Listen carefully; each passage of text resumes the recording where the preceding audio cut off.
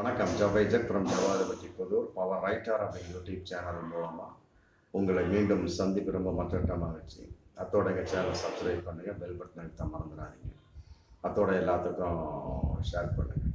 அதாவது தேமுதிக, ஆமாம், கட்சி தலைவர் விஜயகாந்த் ரொம்ப நாளாக உடல் சரியாக இல்லாமல் இருந்துகிட்டு இருக்கிறாரு. அப்புறம் இடையில ஒரு 2-3 மாதத்துக்கு முன்னால் மியாத்தில் அட்மிட் ஆச்சு.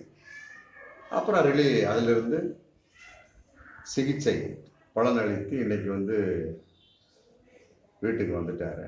நலமாக இருப்பதாக இன்னைக்கு பேட்டி போயிட்டு இருக்கு.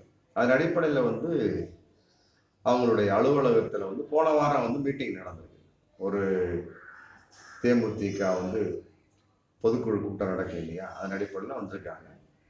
எல்லாம் சேர்ந்து பிரேமலதாவை, அவருடைய விஜயகாந்தோடைய மனைவி பிரேமலதாவை பொதுச் செயலாளரை தேர்ந்தெடுக்காங்க. இன்னைக்கு பொதுச் செயலாளர் அவர் ஆக்கப்பட்டார். இப்போ விஜயகாந்த் அந்த நிறுவன தேமுதிகவோட நிறுவனர், அவ்வளோதான், மற்றபடி ஒன்றும் கிடையாது. இன்னைக்கு எல்லாம் பொதுச் செயலாளர் அப்படிங்கிற விஷயத்துல பிரேமலதா தான் எல்லாத்துக்கும் தலையிடுவார். இன்னைக்கு கட்சி அதிகாரம் மற்ற இருக்கக்கூடிய அத்தனை விஷயத்துல மேலிடம் கீழிடம் அப்படின்னு வச்சிருப்பாங்க அவங்க. ஆமா, மெயின் பாடி அப்புறம் கீழ்பாடி அப்படிலாம் வச்சிருப்பாங்க. அதன் அடிப்படையில் இப்போ பிரேமலதாவுக்கு எல்லாரும் சேர்ந்து ஒரு அதிகாரத்தை கொடுத்தாச்சு. இப்போ அவர் பேட்டி கொடுத்துருக்கிறார். அதாவது என்ன சொல்றாரு அப்படின்னா, விஜயகாந்த் இந்த அளவுக்கு உடல்நலம் சரியில்லாம போனதுக்கு எதிர்கட்சியா இருந்தப்போ, ஜெயலலிதா ஆட்சி இருந்தப்போ இவர் எதிர்கட்சியா இருந்தார். அப்ப இருந்த அவருக்கு ஏகப்பட்ட பேருக்கு எம்எல்ஏ பதவி கொடுத்தாரு. அப்போ அவர் நிறைய துரோகம் செய்து விட்டார்கள்.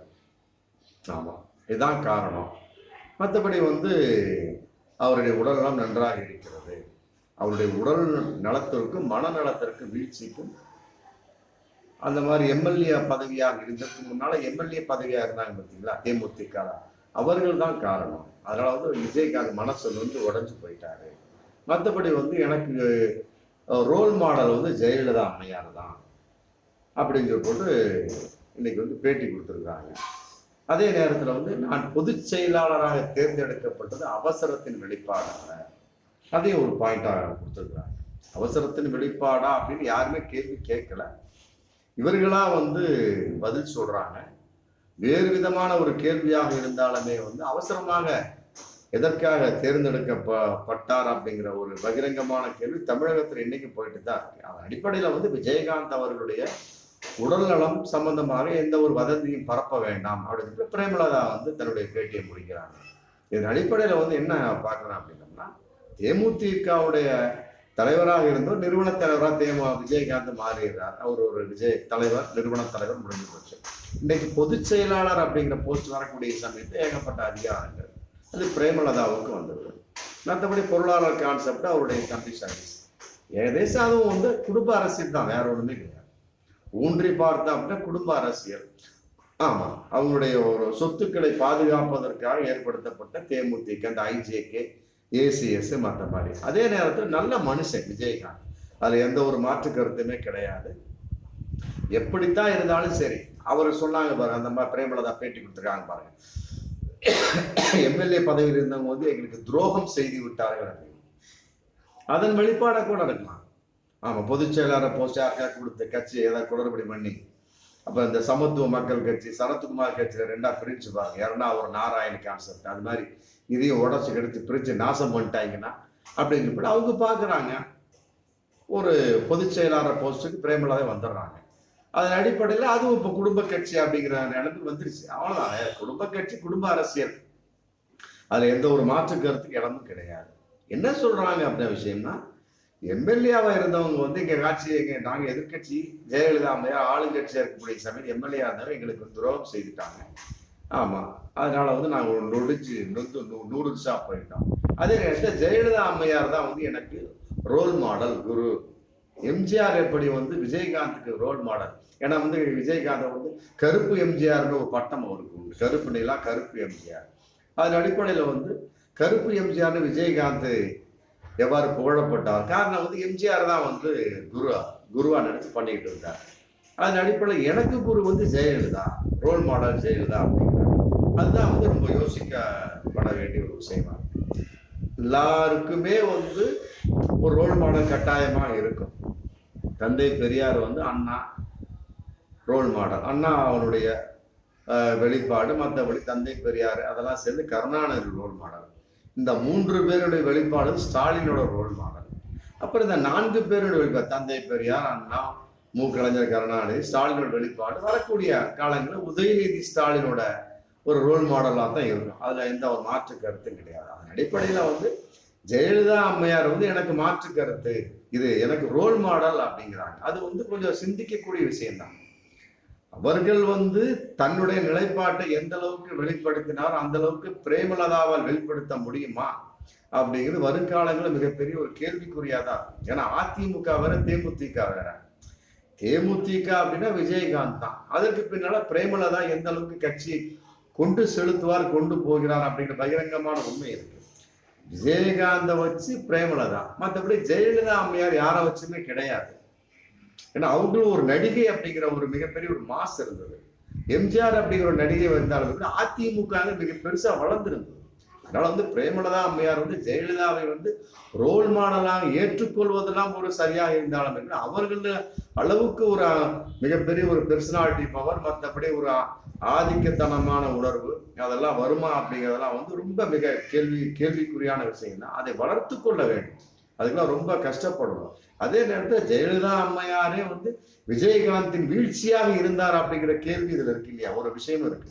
அதையே பிரேமலதா அம்மையார் மறந்து விட்டார்கள் அப்படிங்கிறது பகிரங்கமான ஒரு நாம் கேட்கக்கூடிய ஒரு கேள்வி. பல பேர் இன்னைக்கு ஒரு அரசியல் கருத்து உண்டு, என்னப்பா விஜயகாந்த் இப்படி போயிட்டா அதுக்கு காரணமே ஜெயலலிதா தான் அப்படிம்பாங்க. ஆமா, இந்த அளவுக்கு நம்பி இருந்து மற்றபடி ஜெயலலிதா அம்மையாரோடு கூட்டு சேர்ந்து எதிர்கட்சியா வந்தார்.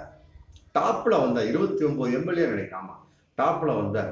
நம்ம எத்தனையோ கட்சி இருக்குதுங்க, விடுதலை சிறுத்தைகள் கட்சி இருக்கு, பாமக இருக்கு, மற்ற எத்தனையோ கட்சிகளா இருக்கு. இன்னைக்கு வரைக்கும் தலைகீழ தண்ணி குடிக்கிறாங்க. ஆமா, இது அங்கீகரிக்கப்பட்ட கட்சியாக உருவாகவே இல்லை.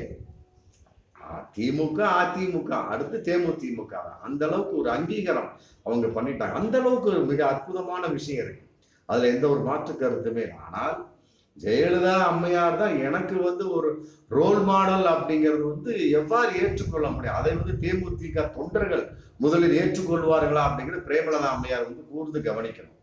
ஏன்னா வந்து விஜயகாந்தின் வீழ்ச்சிக்கு எப்படி வந்து அவர் ஆட்சியில் இருக்கக்கூடிய சமயத்தை எம்எல்ஏக்கள் காரணமாக இருந்தார்களோ, ஆமா ஜெயலலிதா அம்மையாரும் ஒரு வகையா காரணமாக இருந்தார் அப்படிங்கிறது பகிரங்கமான உண்மை. ஆமா, அவருடைய ஒரு பலவிதமான பேச்சுக்களுக்கும் மற்றபடி பலவிதமான ஒரு அரசியல் தனங்களுக்கும் ஆமா ஜெயலலிதா அம்மையார் படு பயங்கரமாக எதிரியாக. ஆமா, அது அப்ப அரசியல் அப்படித்தான் இருக்கும். நம்ம அதுக்காக வந்து ஜெயலலிதா அம்மையார் நான் குறை சொல்லலாம் முடியாது. அரசியல் அவ்வளவுதான். அதாவது பிரேமலதாவுக்கு இதன் மூலமாக சொல்லிக்கிறதா, அரசியல் ஒரு சாக்கடை. மற்றபடி வந்து துரோகம் செய்து விட்டார்கள், எனக்கு எங்களுக்கு வந்து எதிரியாக செயல்பட்டார்கள், எங்களுடைய காலை பிடிச்சி எடுத்துட்டாங்க அப்படின்னு சொல்லிட்டு இருக்காருங்க. அரசியல் ஒரு சாக்கடை, அவ்வளவுதான். சினிமாவை விட கேவலமானது. சினிமாவில் போனாலாவது ஏதோ 2 படத்தை நடிச்சு ஏதோ கஞ்சி குடிச்சுக்கலாம். அரசியல் அப்படி கிடையாது. இருக்கிற அத்தனை காசு நம்ம செலவு பண்ணோம், கடைசியில வந்து தலைவருங்கிறவன் திரும்பி கூட பார்க்க மாட்டான். அதான் பகிரங்கமா பல பேருடைய ஒரு அனுபவ ரீதியாக இன்னைக்கு இருக்குது. அதனால வந்து பிரேமலதா அம்மையாருக்கு வந்து நான் சொல்லிக்கொள்வது, இந்த துரோகம் மட்டும் இல்லை, இனி வரும் காலங்களில் நீங்க ஏகப்பட்ட துரோகங்களை சந்திக்க வேண்டியது வரும். ஏன்னா நீங்க பொதுச் செயலாளராக மாறிட்டீங்க, தேர்ந்தெடுக்கப்பட்டுட்டீங்க. இனிமேதான் உங்களுக்கு இருக்கு விஷயமே. நல்லா புரிஞ்சுக்கிட்டீங்கன்னா, ஆமா ஜெயலலிதா அம்மையார்லாம் வந்து உடனே எல்லாம் வந்துடல. அவங்க உள்ள நுழையக்கூடிய சிலர் ஏகப்பட்ட எதிர்ப்பு.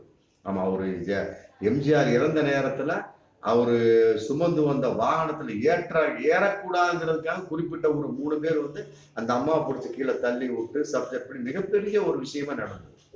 புரியுதுங்களா? அதனால வந்து ஜெயலலிதா அம்மையாருடைய ரோல் மாடல் ஒன்று இருந்தாலுமே கூட அவர்கள் சந்தித்த அனைத்து விஷயத்தையும் நீங்கள் மீண்டும் சந்திக்க வேண்டியது வருங்கிறது பகிரங்கமான உண்மை. அது எவ்வாறு எதிர்கொள்ள போகிறீர்கள் அப்படிங்கிறத உங்களுக்கு வெற்றி ரகசியமாக இருக்கு. அதனால வந்து பொதுச் செயலாளர் அப்படிங்கிற ஒரு போஸ்ட் வந்து சாதாரண கிடையாது. மீண்டும் சொல்லிக் கொள்கின்றேன். ஆமா, இனிமேதான் உங்களுக்கு எதையும் தாங்கும் இதயம் வேண்டும். இந்த துரோகம் அப்படிங்கிறதா விட்டுருங்க. ஏன்னா இது இருக்கிறது அரசியல். மீண்டும் சொல்லிக்க சாக்கடை. அதனால கொள்கை வேறு கூட்டணி வேறு அப்படிம்பாங்க. ஆமா, நீங்க தான் துரோகி அப்படின்னீங்க, துரோகம் செய்தாங்க, அவங்களே வந்து நாளைக்கு கூட்டணியா வருவாங்க. அப்ப என்ன பண்ண முடியும்? நீங்க வந்து உங்களுடைய கட்சியை தூக்கி நிறுத்துவதற்காக அந்த துரோகிகளோடு கைகோர்க்க வேண்டிய சூழல் கட்டாயமாக ஏற்படும். அதை பகிரங்கமா பிரேமலதா அம்மையார் பார்க்கணும். அதனால வந்து அரசியலை பொறுத்த வரைக்கும் நண்பனும் கிடையாது, எதிரியும் கிடையாது, துரோகியும் கிடையாது. அதை வந்து பிரேமலதா அம்மையாருக்கு இந்த வீடியோ நான் சொல்லிக் கொடுக்கின்றேன். அதனால வந்து ஆமா, எங்களுடைய அன்பு நல்வாழ்த்து பவர் ரைட்டர் யூடியூப் சேனலுடைய அன்பு நல்வாழ்த்துக்களை நாங்கள் தெரிவித்துக் கொள்கின்றோம். மீண்டும் அடுத்த வீடியோ சந்திப்போம். நன்றி.